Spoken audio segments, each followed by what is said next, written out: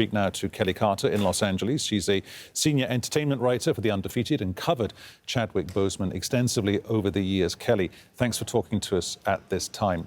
What was his legacy?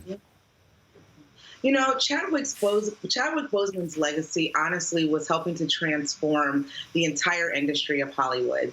Black Panther was the first film that was predominantly Black with a budget of its size that also resonated globally. That was the film that was going to determine, quite frankly, how this industry would see casts that looked like people like Chadwick Boseman, Lupita Nyong'o, and Michael B. Jordan, and so on and so forth. And he understood that the importance that was at stake. You know, I spent a little bit of time with Chadwick and the cast of Black Panther on the set of Black Panther, and we talked extensively about what that moment felt like. And I think to look back at that time and to realize that he was privately battling cancer makes the fight that he knew he had in Hollywood, you know, just all the more important, I think. And truly, it really makes you understand just how special of a human being Chadwick really was. And just to talk about that private battle against cancer for a second, Kelley, I mean, what does it say about the man, not the actor, but the man who is engaged with other big issues pertinent to who he was as a Hollywood star, that, you know, at a time when people court celebrity,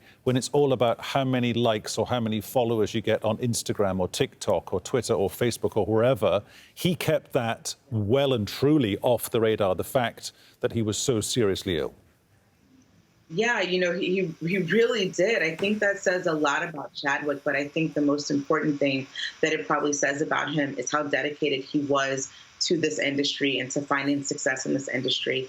Chadwick, if you really kind of count back and think about it, has only been famous for about 8 years. That's right around the time we first met. He was about to come out and portray Jackie Robinson in 42, but at the time, everyone was more focused on Harrison Ford, which sounds crazy because the film truly is about Jackie Robinson, but Harrison Ford, of course, is the big-time actor, the actor who's got to get butts in the seats. And Chadwick was this up-and-coming actor just a mere 8 years ago. His performance in 42 inspired Nate Moore, who's one of the producers at Marvel, who ultimately produced Black Panther and took that project to Bob Iger, saying, I think we should make, and Kevin Feige, and said, I think we should make a Black Panther film. And I think that this kid that we saw, you know, in the Jackie Robinson biopic should probably be the guy that portrays Black Panther. So, you know, this kind of very important course of things happened for him. And while Chadwick was promoting James Brown, was when he got the call that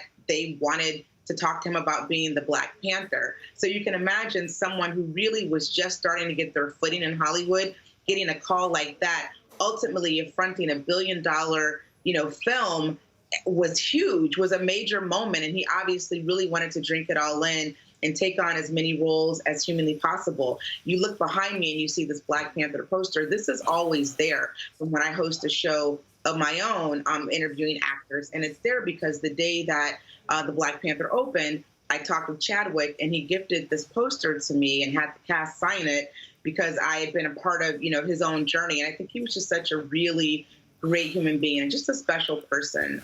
You don't often have that kind of interaction, I think, with people in this town, but that really speaks to the person and the individual that Chadwick truly was. Sure. Just to go back to that point you were talking about there, Kelley, when you were on the set of Black Panther, you know, when you were in that orbit, did he feel completely comfortable with, and I'm not being, I'm not criticizing the film per se, because it was a, you know, a rip-roaring movie like all the Marvel movies are, but there were people who gently, they didn't criticize the film, they didn't criticize him, but they raised an issue kind of off in the shadows, and the issue was this. And they said, look, this is white Hollywood America interpreting a Black superhero. You know, it wasn't made in any of the African countries. There weren't members who were notably of immediately of African descent. They went for actors who were available to them in that kaleidoscope of the casting system within the Hollywood machine. Was that something that you engaged with him as that broader debate? Because that movie, whilst it was a here today, gone tomorrow superhero movie, it did raise so many questions for so many people who engaged with the character, in part because he was so completely and obviously invested in what he was doing. Yeah, no, not at all. I think the important thing for Chadwick, especially with bringing, T'Challa to life, was that, the history of Black people in America is ugly, and there's really no way around that. And so many of us are not connected with where our families are from. But this role really made him feel like he was able to connect with his home country. Wakanda is obviously a fictional country in the continent of Africa, but it reminded him that we were, descendants of kings and queens. And that is something that he talked about, and that he felt prideful about that moment. And I think that the collaboration with Ryan Coogler, who both co-wrote and directed the film, gave him the confidence that this film would be done right and correctly. And so if there was any chatter about that, I don't think any of that made its way to Chadwick, and most certainly the cast, because they truly operated inside of a bubble. And you have to understand, they were shooting this film while there was a lot of things happening around the country and ultimately the world. We were only 30 days into a Donald Trump presidency. There were protests and women's marches that were happening miles away from them in Atlanta, and they were also happening globally in protest of this newly minted American president. And they had to sequester, and stay away from kind of all of that and lock themselves in to 10 and 12-hour days to really bring this masterpiece to light. Kelley, great to talk to you. Thank you so much for coming on and sharing with us your experience up close and working with and having covered this wonderful actor, Chadwick Boseman. Kelley Carter there in Los Angeles. Good to talk to you, Kelley. Thank you. You too.